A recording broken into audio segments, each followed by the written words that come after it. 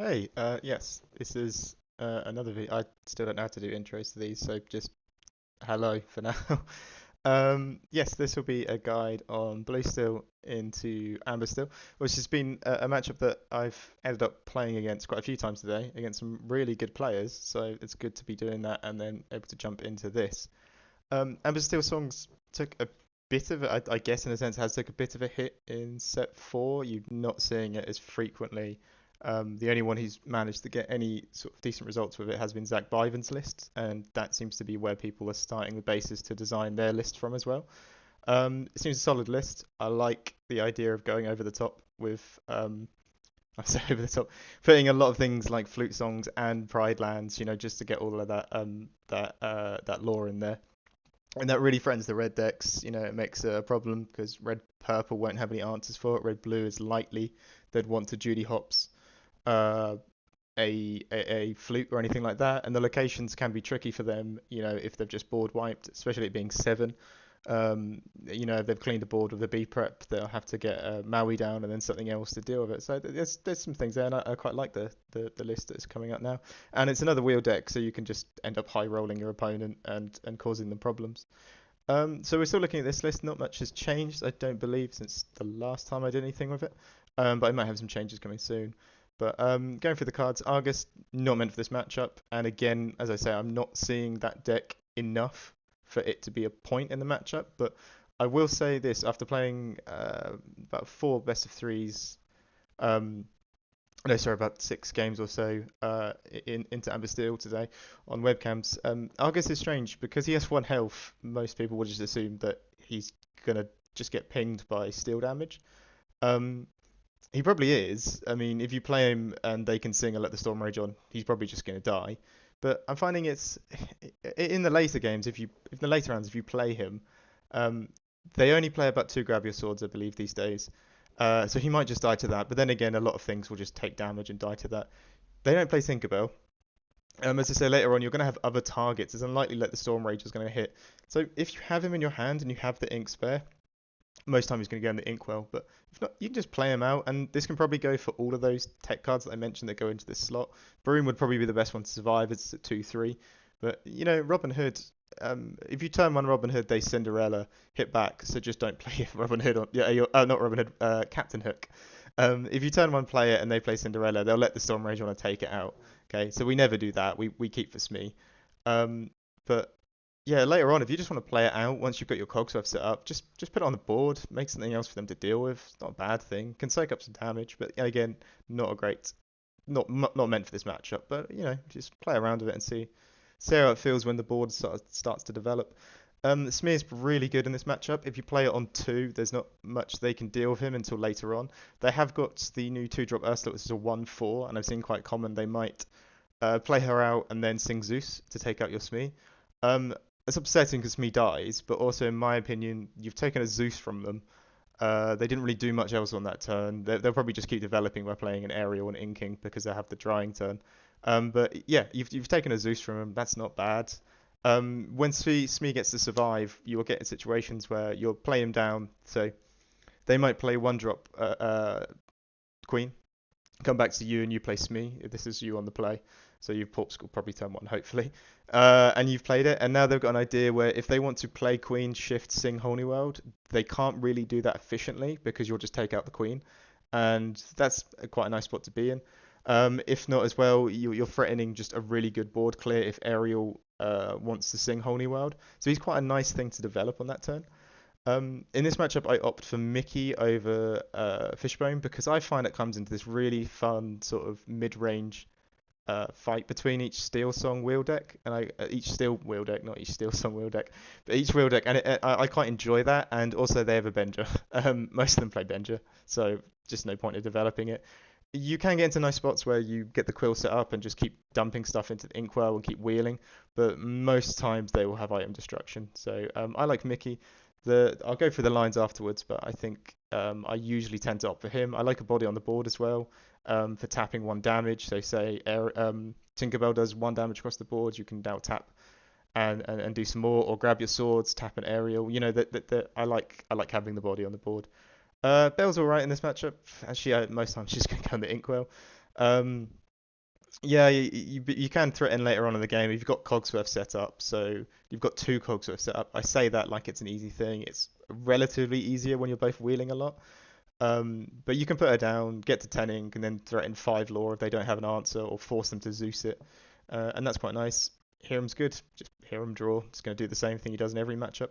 Cogsworth is the divisive part of the matchup. I think most Steel Song players will say. Um, the term that we keep saying today between the players that I practiced with is it's a very respectful matchup. You both sort of do your steel things. One's blue, one's yellow.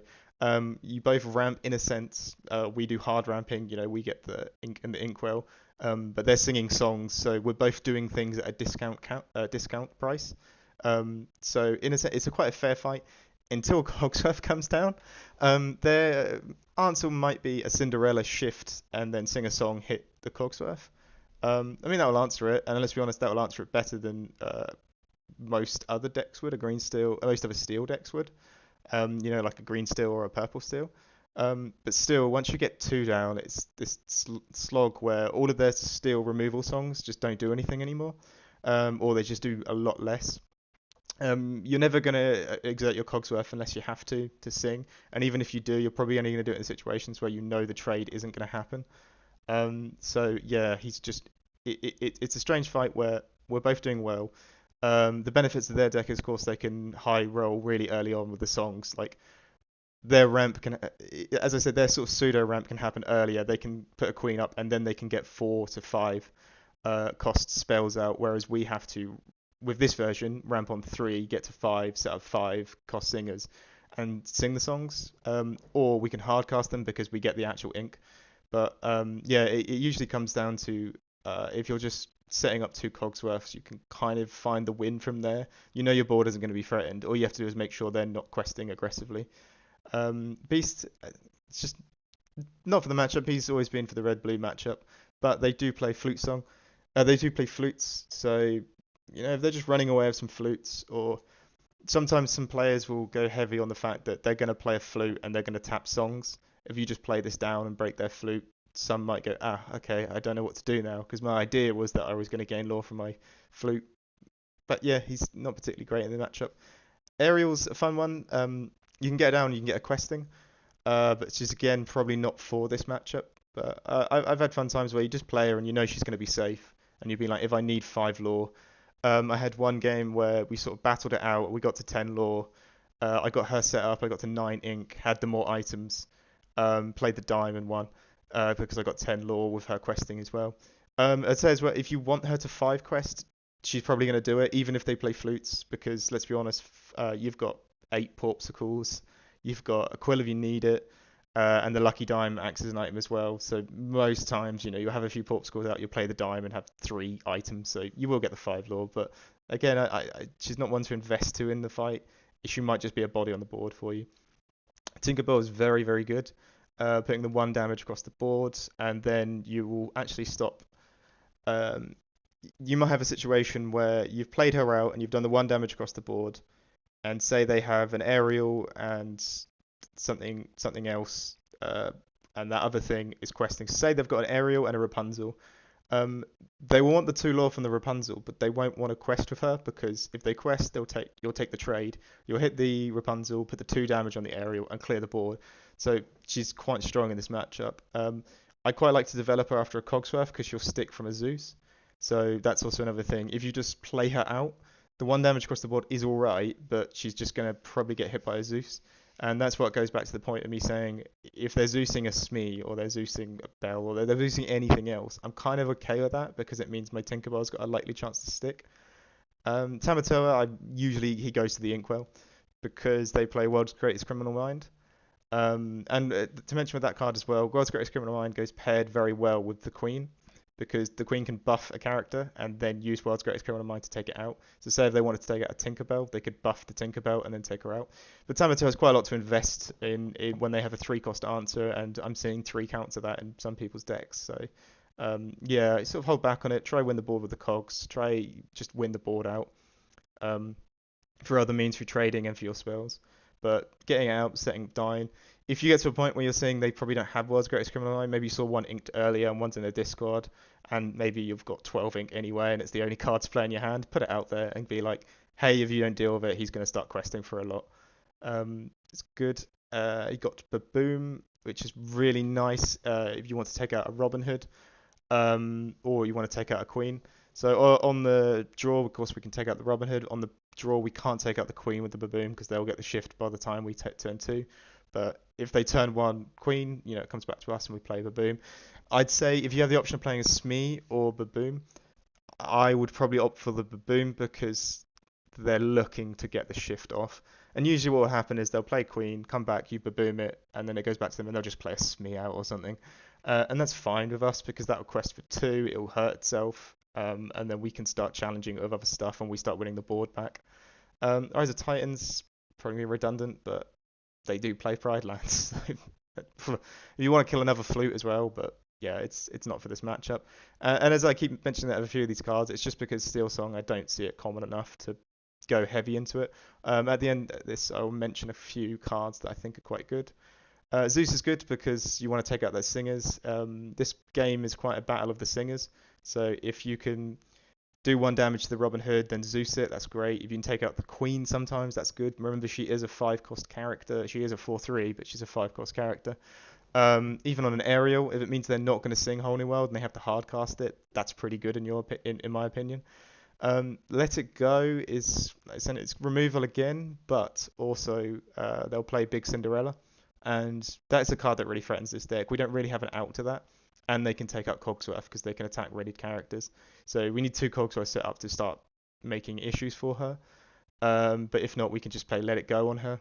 I'm down to one, but to be honest with you, again, I'm not seeing it. And if you think they're going to develop a Cinderella, take out their little ones because they'll try and get it on the shift. If they just play her out, she's not doing that much value, I think, in my opinion. If you just play on 7, yeah, you have to wait a turn for it to dry. We can run away with a bit more lore and probably close the game out and play a bit more flooding. We both are wheeling, and sometimes it'll get down to a point where one of you will wheel and you both look at each other's hands and one will go, great, I've got all the answers I needed for this matchup, and the other one went, great, I have none of them. So yeah, it can be a tool. If you think they've got some cards holding in their hand that are good, wheel. If they burn out of cards, hold the wheel back. They might just have to force one to play it. And it usually is if the opponent has wheeled, that if they sing it, that's good because they sing it, that means they get their ink to spend on that turn. But it'll come back to you, and then you can be reactive with it with your 7 new cards. So yeah, it gets a bit high rolly. It gets a bit, we're just going to keep rolling the dice and gambling and seeing who's got the better 7-card draw. But it's a fun aspect of the match. Grab Your Swords is great because they're going to play a lot of 1-drops. You'll commonly find that they will wheel and flood again. So if you get your Grab Your Swords out, you can play it, Tinkerbell, Baboom to clear up some damage. You can just chop some damage in there or do a little bit of trading.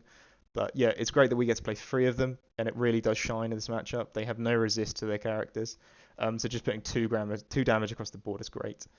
Popsicles and Thought Spheres are good. Yeah, just more draw goes into the Hiram. We have better backup draw with Hiram and the items than their Rapunzel would be. So yeah, like I said, I don't tend to quill. Dime is really, if you can afford to play it and tap it on that turn, use it. Do not develop one because they're going to hunt for a Avenger and they're going to break it, so it's just not worth it. Mucked Up Mana, not really meant for this matchup, but if you play it down, again, it might soak up a Zeus, it might soak up a turn of them attacking into it, or it might just get you 2 lore. It's there, but it's not being teched in for this matchup. The other card that's sort of floating around in my head as I ramble on is Simba, the 7-cost. It's really, really nice because it's really reactive when you play it. It's a 5/7, so Zeus won't deal with it, so it will soak up a lot. They might World's Greatest Criminal Mind it, but on the play you do 2 damage to them, so you could take out one of their 1-drops, or if they've got a damaged character, say like a Queen that has 1 damage on it, you can take that out.